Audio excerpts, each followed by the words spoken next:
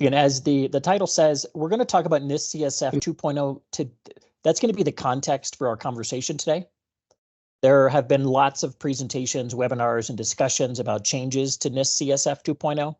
That is not going to be the primary focus for today. I want to talk about what do you do with it. It's great that there's this update, that there's this control set, but how do you make it more than just this checkbox you do once every year, hopefully?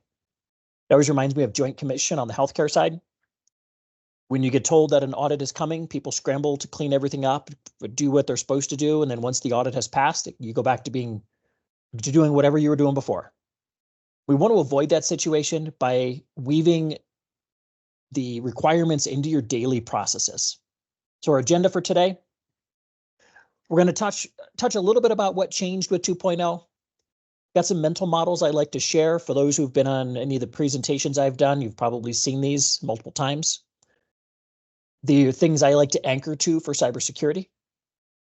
We're going to talk about some key things with integrating risk management, and then I want to go through an application or service. Like if you had a new one, if you had an upgrade, how do we weave some processes into that and change perhaps what you already do so that it drives the advancement of NIST CSF?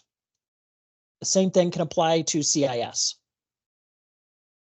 So in my opinionated experience, cybersecurity assessments are usually better in theory than practice.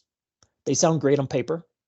There's a big industry around them, but operationally in practice, they don't provide a ton of value. Somebody comes in, they look at what you're doing for a period of time. They look at how you did something.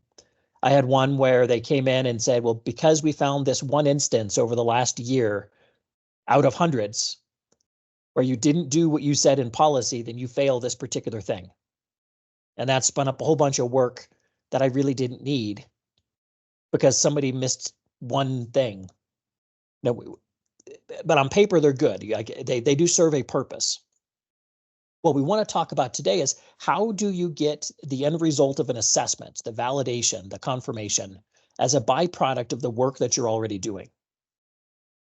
How do you do your upgrades, your intake, and you structure it in a way so that you're asking the right data, the right questions to get the right data with the intention of both improving your operations and gathering the evidence for that assessment. So at any point as we go through this, if there are any questions, please just shoot them into the chat, let us know. I'd rather you ask in the moment so I can, we can talk about it versus waiting to the end and then you might forget. Or that tends to be what I do. Is I knew I had a question, but I can't remember what it was. There were 4 major changes for NIST CSF 2.0. 1.1 came out many years ago. It was intended for government agencies, more of the big ones. But you get the road commissions. Had one I've worked with in the past. They had 5 computers, but they still were held accountable for NIST compliance.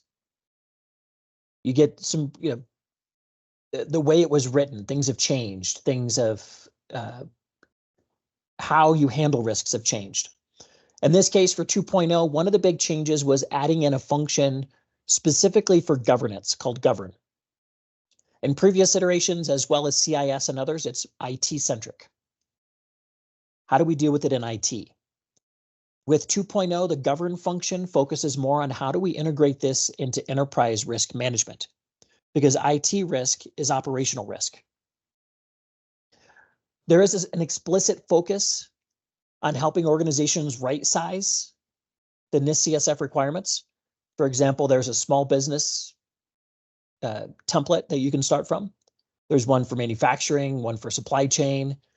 Ways to say, if you are in this industry and you're this size, here's where we recommend you start. Here's how we help, some stuff to help you bootstrap it. That leads into definitions of profiles as well as some community efforts to build upon that. For those familiar with the Center for Internet Security's control set, the CIS version 8, it's similar to their implementation groups, except it takes it a step further, because the intention is that the community will help build and maintain some of these so they become more, they can adapt better with the times rather than the implementation groups that are defined by CIS and they don't change. It's just If you're this size organization, start with group 1, etc. And then finally, there's some more focus on privacy, third-party risk, as well as measuring success. The last one's an important piece because during an assessment, you'll often get people coming in and making recommendations. I know I've been on the receiving end of this where they come in and say, you need to do X. We go through a lot of work, we do X, and there's absolutely no value that was received by implementing that particular thing other than checking the box the auditor said we had to do. So NIST is also focusing on the measurement side to say, how do you know you're getting the right value out of it? When do you stop doing that thing because perhaps it's no longer needed? And then how do you report that back to your governance group through what they measure in that govern function? And we're going to talk about some of these as we go along. This is a diagram from the NIST documentation for 2.0. It's a bit busy, but it's similar to one I'll show in a minute here, one of my mental models, where the idea behind it, usually people are pretty good at this practitioner's part, the IT people. We're good at implementing, usually. Excuse me. The problem is we don't always know what people want us to implement. We don't know why certain decisions were made. We don't know what, you bought this thing, and from an IT perspective, it looks like you didn't buy everything you needed. It can't integrate with Active Directory. You didn't buy the license for the high availability or disaster recovery. Now, the idea is that you've got this middle piece that says, what's the amount of risk? What are the standards we're mapping to? So they can communicate that to the practitioners during the implementation and measure the framework while communicating it up to executives. We're going to talk about some different things to help you get there. But the big focus with the NIST 2.0 is really adding this middle piece. I like to think of as measurement. And we'll see that in a couple slides here, where previously we were doing things, people were asking for things, but there wasn't this measurement piece in the middle that said, how do we know we're achieving what we asked for? How do we know we're buying the right stuff, that we're aiming the right direction, so that it isn't in conflict with what we've already done and where we want to go?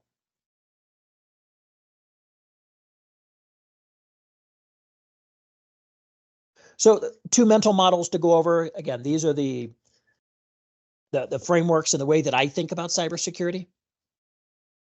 The first is that there are 4 questions you need to ask as you're going through a control set like NIST CSF or CIS. There may be a requirement that says you need to have practices around the protection of your network and network devices to look for anomalous events. I believe that's in Control Family 15. So part of that is, what do you need to do? What does it mean for you? What's required by law, by policy, any contracts that you have? Sometimes you might look at this and say, I've had organizations that say, we are the largest employer in our community, so we are choosing to take on more accountability than we're legally required to because we feel we have a moral obligation. Then it's a question of, to what extent do you need to do it? If you have a requirement for secure authentication, that's what you need to do. But what counts as secure? And what is secure enough?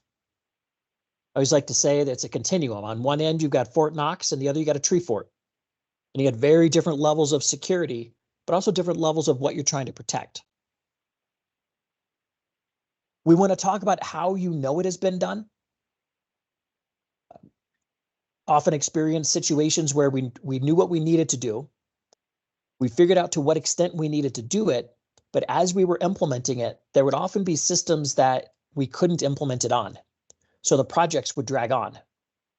How do you know when you say you cut bait? You say, we've done everything we can. We track it as a risk, but we got to move on to the next thing. And then how do you prove it's been done? Those are the 4 questions that we're going to keep coming back to. So my version of that busyness slide is this. Again, we're really good at implementing technology. Administration is usually really good at coming up with ideas. My favorite is a paperless environment. Maybe some decade we'll get there, but we always keep printing more and more. The challenge is this measurement piece. In a healthcare scenario, This would be your quality and medical records. In education, it would be people that, how do you define what the grading scale is? How do you define your common criteria, your tests, so that you know if you're succeeding down here and if there's issues with what you're trying to do up here. Every industry has this, but it's not normally applied to cybersecurity.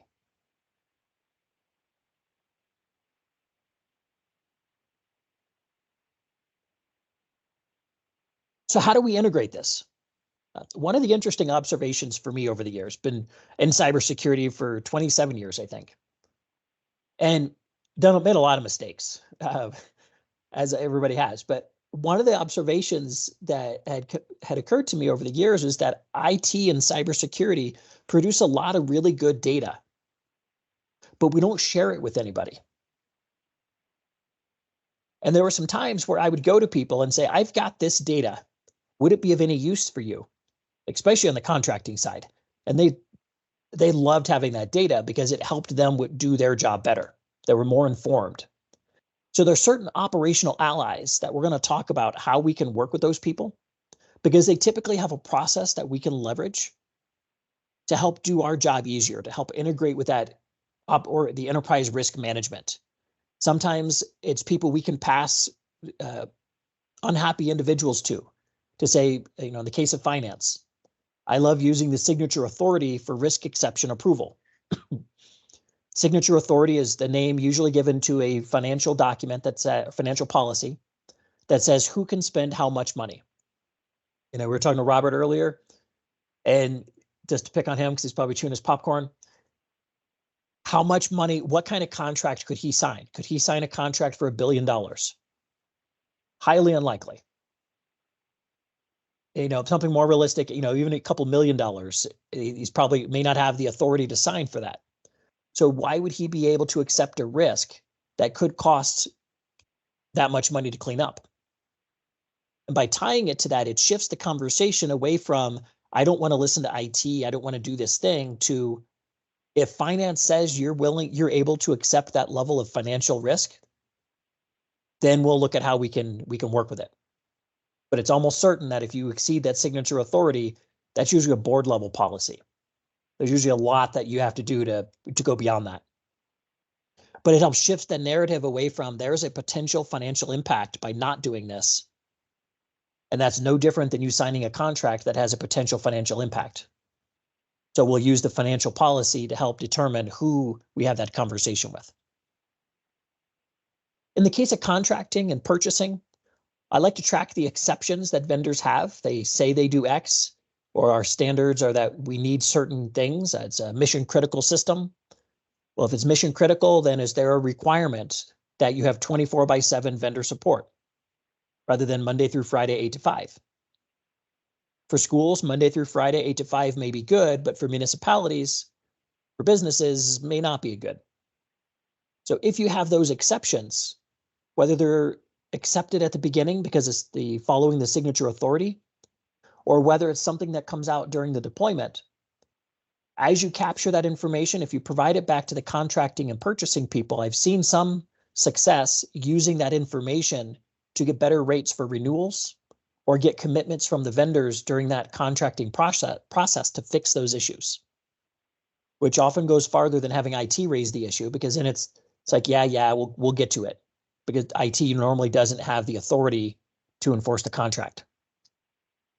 We'll talk a bit about PMO and IT for projects for application upgrades and maintenance, some of the things to validate and capture. There's some sample documents we'll share on this.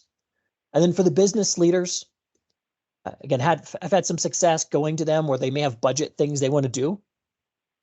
If giving them cybersecurity ammunition, if you will, or justification for upgrading or improving something, does two things. One is it shifts the conversation away from cybersecurity just being a hindrance or just trying to stop me. Now you're helping me get money. And it makes there's that commitment now that you got this money in part because of the cybersecurity improvements that you're going to do with this money. So if you take the money and run and you don't implement the cybersecurity, that's now between them and finance. An organization I worked at, somebody did that and it only happened once. The CFO pulled all leadership into a meeting. I don't know what they talked about, But once they came out, nobody had done something like that again.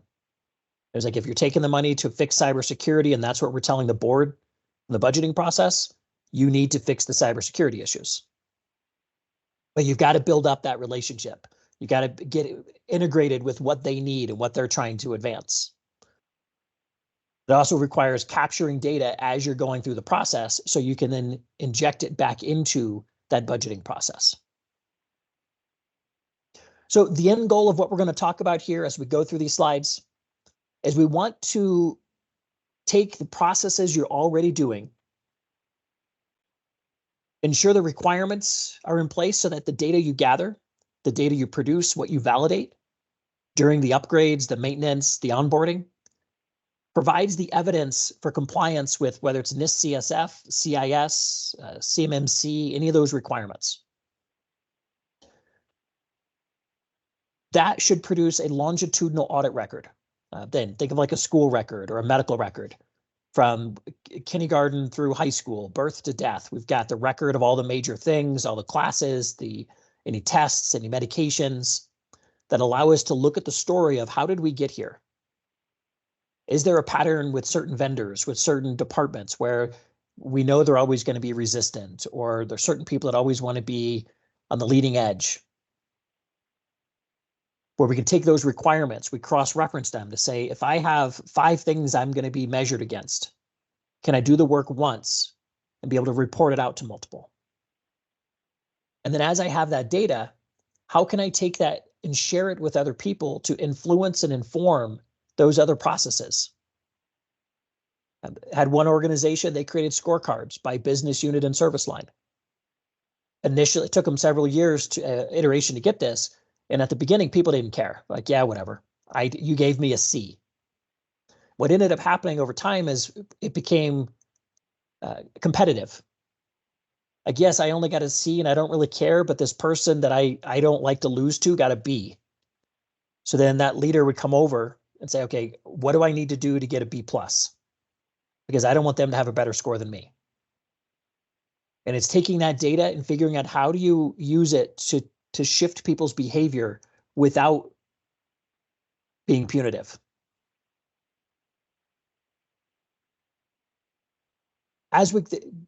This is one of the last slides before we get into some of the specifics. Our goal is to build momentum, reduce friction. Oftentimes initiatives in IT, you start and stop. I did this upgrade and that's it. Now I'm going and doing this upgrade. So we want to look at opportunities to take the output of one process and use that as feed that into the input for the next. You do the work to figure out where you're at, figuring out, where do we put the next dollar, the next unit of effort, the next hour of work? Who do I partner with? While you may be able to do it alone in IT, there's certain key processes we want to integrate with to partner with operations to show them the value that they can get by following the defined processes. And again, we'll have some documents we can share to help with that. And then be thinking about how you use that to set the stage for the next thing that you want to do, so that you can build upon it. You can showcase the wins.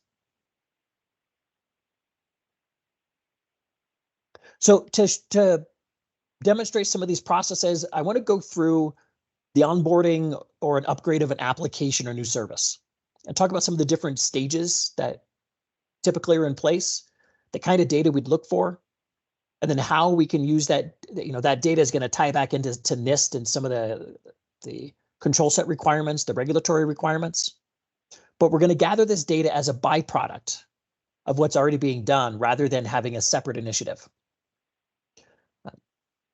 This visual is one, there are more than 6 things that happen, but these 6 tend to be the major milestones that happen when you onboard something new or when you have a service that you're paying for. The ones in red are the ones I consider most important. There's going to be a phase where you're doing the purchasing or the contract renewal. You assess the vendor to say, are they secure? What data are we using? Are we using them in the same way that we were using them a year ago? I've had some cases where vendor was set up to do one service. It was insurance verification, and they did not need a change to access. They decided, hey, we've already got this access. What if we have somebody come into your emergency department and we can help them triage whether they should be in the emergency department or go to like fast care. I can't think of the right name for it now, like walk-in, because maybe it's not really an emergency and you don't need to be an ED. Technically, they could do it without a change. There were some legal issues of the insurance company deciding which care you get. Or certainly enough concerns that it didn't happen. But that was a case where during that renewal, they brought it up. And IT being engaged in this, we're like, yeah, that sounds a little suspect. So we threw it to compliance. And it did not go beyond that. Like they didn't proceed because of the legal concerns. After that contracting happens, there's a scoping to say, what are we doing? Some interesting experiences here where what the vendor said during step 1 did not match what they actually tried to implement, which then goes into 3 to say, you said you don't need remote access. Why are you asking for VPN during implementation? You told me you don't need an account in our environment, but now we just saw you create one. There'll be things we'll capture and monitor during upgrades and maintenance that then can feed into strategic planning and budgeting. And it's just this endless cycle. And I like this image because it never ends. But it's also something that if you don't catch things at one of these steps, it's eventually going to come right back around. So the goal is to put the processes in place so that every time we go through this loop, things get a little bit better. We can show that we're improving. We can communicate the risks that have been persistent in the environment or that we've been able to fix. So during the vendor selection, that's usually perfect world. That's where it starts. There should be NIST is going to look at supply chain. It's going to look at doing risk assessments and how do you communicate back to leadership whether there are risks present and what needs to be done about those risks. Some of the things to consider at this phase is, do you have your standards defined, that middle section for the measurement? If every teacher gets to define the grading scale, as well as the nomenclature, is it numbers, letters, hieroglyphics, something they made up? How do you have consistency? That you need to have that standard thing that says if you have certain kinds of data, if you have certain criticality, what's required versus recommended. For example, the integration with Active Directory or Google, if that's your tool. You might say that's a standard if you have a system that has any data protected by law or contract. You have to integrate with AD. During this selection, those are the kinds of questions you want to ask. IT involvement, I typically recommend to be based upon whenever there's data that's accessed on-site or remotely, or you need access to the IT environment on-site or remotely. Like whenever that happens, get IT involved. And then the goal with this is not to say no, but to be able to, there's some questions we're going to show in a moment here, say, if these are true, if there are these concerns, be able to get in front of that early. You will inevitably have situations where organizations want to continue forward regardless of what IT says, but at least you can get that out there to say, maybe we can't do it this year because of budget, but I'm letting you know that I can't guarantee the uptime you're looking for if we don't have some type of clustering, high availability, or whatever for this system. Some of the documents here that we talk about, we're not going to get into details of all of these, the ones that I typically create. There's a scoping questionnaire I'll show in a moment. Try to use that to say, what am I even looking at? Contracting would send over a master services agreement. We'd look through it and say, ask a bunch of questions, only to find out it's not relevant to what they're purchasing. The master services agreement would have all the language the lawyers wanted in there just in case. And then IT would be going down rabbit holes that were not relevant. The scoping questionnaire was to help us focus in on what are you actually buying in this case? What do you actually need? The minimum security standards is something we use to say, if you have this criticality or data, what's required versus recommended.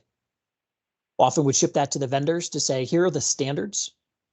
These standards have been pre-vetted to be compliant with NIST, with CIS, with our contracts. If you can meet these standards, this is what we want you to do. And you basically you pass go pretty easily. If you can't meet the standards, then that's where we need to have the conversation. And that's one way to help tie it to the control sets and the regulations that you need to measure against and that you need to have evidence of implementing. I've also found it helps because then the vendor knows what to talk about. When they're selling something to the business, they're selling something to maybe it's operational departments, they may talk about multiple ways to manage user accounts. If you can provide them information that says, here's our way, and they support that, then stop talking about the 4 other ways that you could do it. Just focus on the one way that we support as our standard. And obviously there's third-party risk assessments that you want to, there are lots of options out there for that.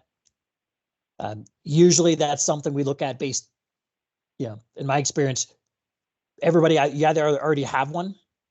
There's some industry groups like HECVAT, or where I try to get people to go to is based upon the standards. Assess your standards to say, we know these are NIST compliant. We know these are CMMC compliant. If you meet those, then I don't have to ask you anything about that in the assessment. If you don't meet those, okay, now let's start why, let's find out why you need Internet Explorer 6 to use your application. And I do still know of one vendor that has that because they tightly integrated the app so much with ActiveX, you have to use Internet Explorer 6 to run their application.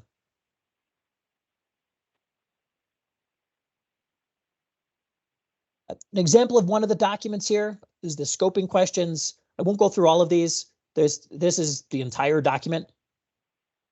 It's 1 page. I would normally send this to the contracting people would have a copy, and whenever there's a contract involving data or IT access, they would send this out. This would give us a way to focus in on what questions should we ask. And if you tell me that, like at number 2, you do not need any accounts, you do not need admin rights. Okay, I made a note of that. Now during implementation, you come back and ask for an account to install something. You come back and ask for an account for remote access or whatever else. Well, there's a flag in the field. And we need to go make sure that, like where's the disconnect? Again, this would help a lot because as we started doing our vendor risk assessment, our supply chain security, even some privacy stuff, the operational people were getting overwhelmed with what they were supposed to ask. And then IT got overwhelmed with all the contracts we were supposed to look through that may or may not be relevant when we didn't know what was being purchased. This became the bridge between the two. After the contracting process happens, it's the implementation. The big thing here is that you were told certain things when you bought it. Were there any surprises? The exceptions that can come up, you'll want to capture those.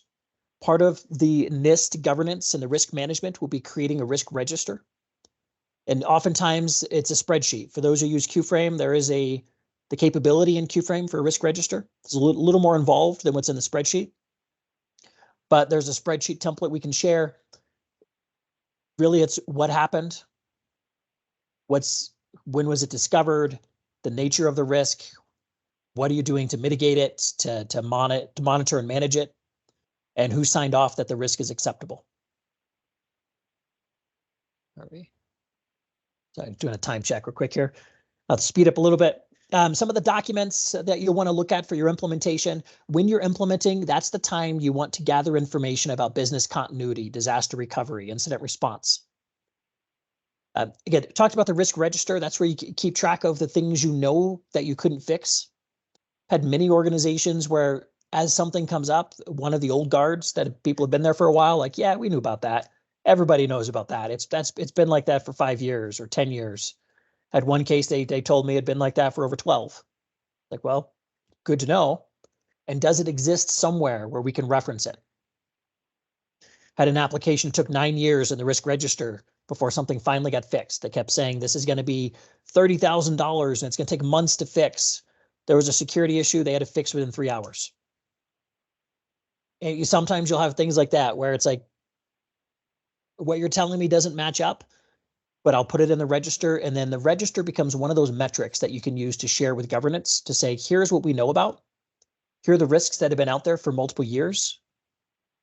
And here's the approvals and what we've done to try to manage it.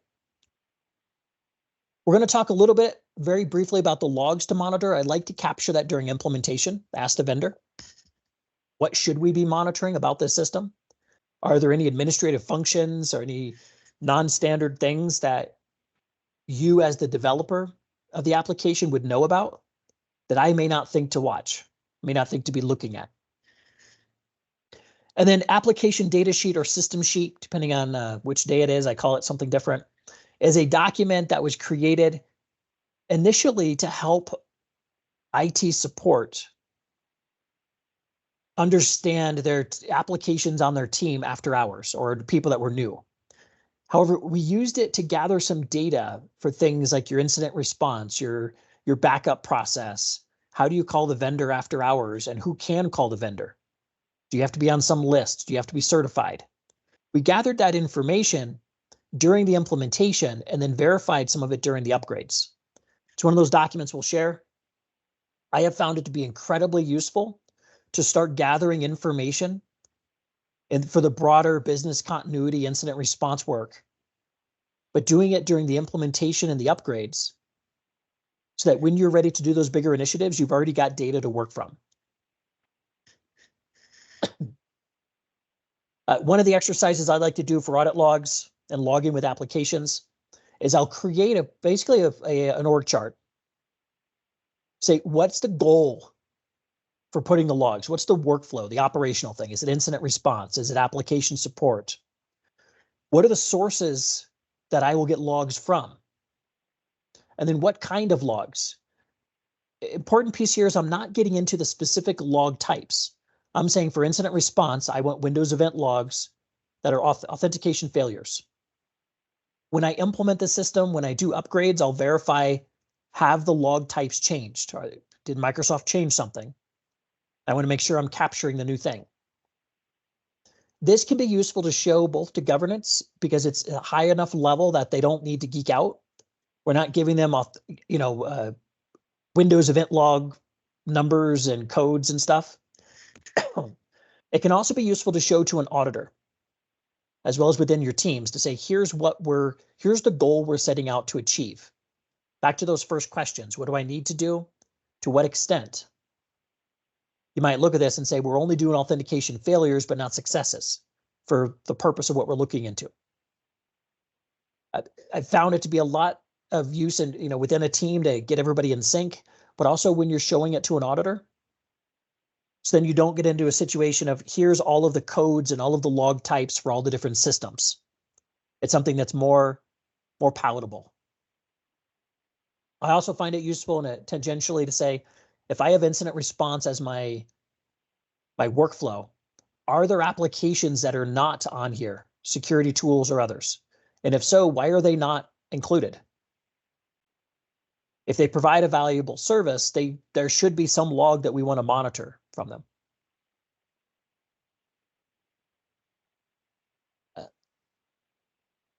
So upgrades and maintenance is probably one of the most important places to start, because you've already got infrastructure in place as you have these templates, as you have the places to capture the data. During that upgrades and maintenance is a great time to look at the risks you know about in your risk register. And that one of the successes I've had that really helped was working with my project management people. So larger organization, we had an IT project management. And we had an agreement that said in projects, you have risks for the project, whether it's timing, it's budget, it's staffing. I want to take the known cybersecurity risks, and those are all project risks whenever you spin up a project. And the policy became that when you are upgrading an application or when you're doing major maintenance, you either have to fix the issues that are on the risk register for that system or re-get the exception on why you can't fix it. So then that risk register was woven back into those processes, and we never lost sight of what was on it. It didn't fix everything right away, excuse me, but it did have a process where IT no longer had to chase after people to get those fixed. We no longer had situations where people would upgrade an application or a service, and then we find out later they did the upgrade, and we're like, well, why didn't you upgrade the operating system? It's out of date, or it's going to be out of date.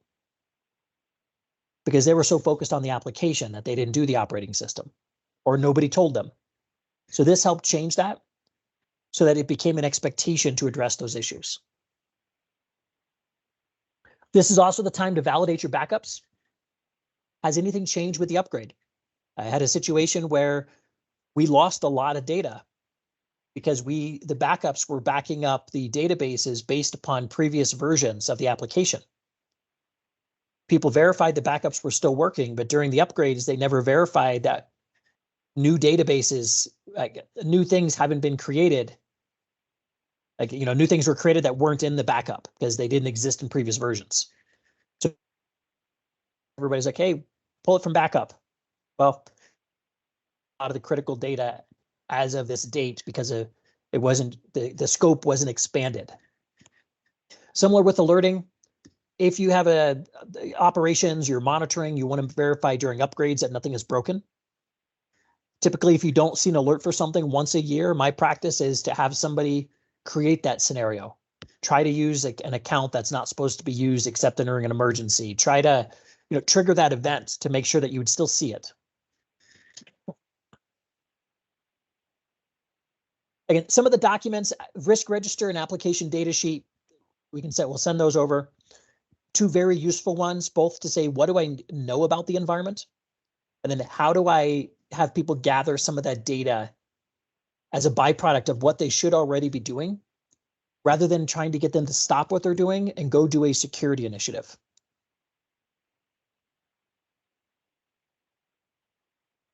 It was just a quick sample of the risk register, nothing too fancy. There are very complex versions of this, but just starting in Excel is pretty easy. Again, if you have project management, you may just be able to build on their risk registers. That's to the extent that you can get somebody else to take over the documentation and the ownership of it, as long as they're cooperative. I'm always a fan of that. Let somebody else do the legwork and the paperwork. So in this case, strategic planning and budgeting, we use the application data sheets and the risk register often, as well as those service line scorecards, to give people feedback. To say by school, if you're a so we're looking for like a RIC or a maybe particular schools, you give them grades, or you do it by function, science versus math. If you're healthcare, maybe it's service line. In the case of municipalities, maybe it's department, police, fire, public safety, accounting, whatever that happens to be, to say, here's the grade you get. It took some time to do, but where I've seen this done best is where over the years, we just gradually said, here's what we know about your environment. Is there anything we're missing? And ironically, supply chain came back and said, well, you're missing 2/3 of our applications, because they knew how to structure the contracts to just get what they wanted without having to go through IT. But when do those expire? How well do you leverage them? How much duplication is there? Do you have a long-term plan for what you're going to do? Again, we built it up over several years, but the idea was to say, how effectively do you leverage IT as a resource? And how well do you work with IT? People didn't like the grades they got, oftentimes. But it's like, this is what we can prove. I think I'm trying to keep timing, mindful of timing here. So there's time for questions. I got a couple more slides. Governance and reporting. Big thing here is tailor the reporting to your audience. One of the biggest mistakes I made, I was reporting to an IT governance group, and I was trying to explain so that they understood what we were doing. And one day I saw a chief nursing officer, Ruth, wonderful lady, come in with an O'Reilly DNS book. And these like really thick books. My mind says it's like this, but it's probably more like this. It's the kind of book that if you read and understand this, which I have no doubt she can learn it, you're qualified to be a DNS administrator. And she was reading that book because she wanted to understand what we were talking about when we brought up DNS. And that was one of those signals that like, we're not serving you well if you need to be a DNS administrator to understand what we're talking about. And so it took some time to think about, what were the different groups? What kinds of metrics do they already have? When you're thinking about how you give that data back to those operational parties, ask them how they measure stuff. Go look at quality reporting, look at the financial reports to say what detail do you give? Are there particular charts that people find useful? And then how do we fit the IT data into that framework if possible? So in the case of finance, I've found they tend to want to know if there are unresolved issues that need to be addressed. Could be that they also want to know, are there applications we're paying for, but nobody's still using? Supply chain, similar on the contracts, but also are vendors meeting the requirements? Are we paying for something and the vendor has yet to achieve it? Have we gone live with something we paid for? If it's been sitting on a shelf collecting dust, well, maybe we need to talk to the vendor. Business leaders, often it's about reliability. How much can I really trust that this system will be there when I need it? And then IT, with some of the things we've talked about, and I've got on the next slide, ironically, IT got the most value for managing staff to say, how do I know that the frontline people doing the work are doing what they're supposed to do? Nobody's complaining. There are no current problems, and so I assume they're doing it well. But if I don't have a way to consistently measure what they should be doing, and we haven't defined what should be done, are they testing backups? Have they done their documentation? Do they know what the incident response plan is? If a problem happens, you'll find out quickly who did and didn't do that.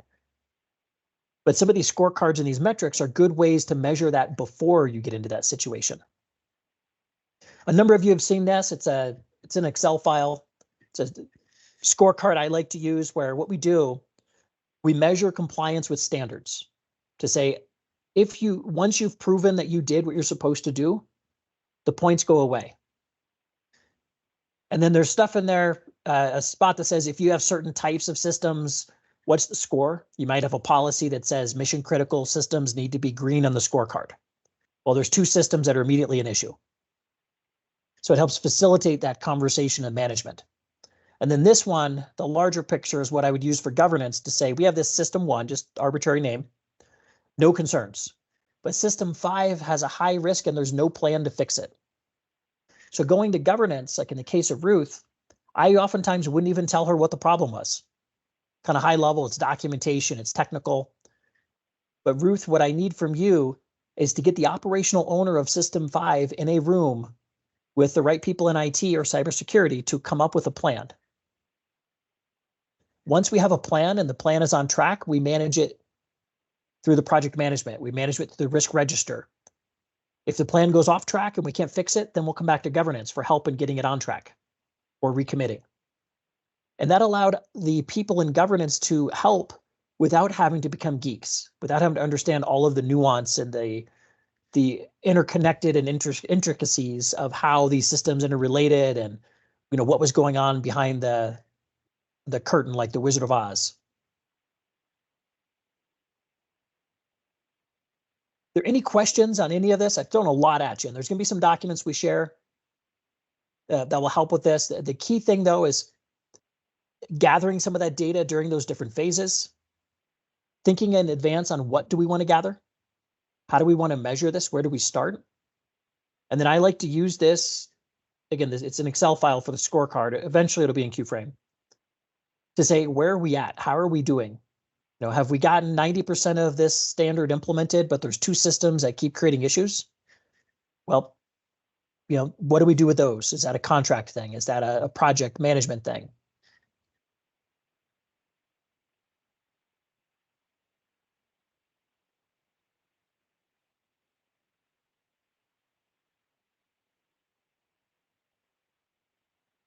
All right. So final thought, and I probably should have said that, well, not final, but final until I give it to Kirsten, is I probably should have said this at the beginning. If you want something to support a CPE for this, let us know. We can produce and send that over. And I'll turn it over to Kirsten. Perfect. Thank you, Wayne. And thank you everyone for attending today. I did just want to give a really quick background on CyberForce Q for those that are new here. We've been providing proven cybersecurity advancements from cybersecurity assessments to security operations center for over 28 years. We work with a variety of entities from healthcare, education, government.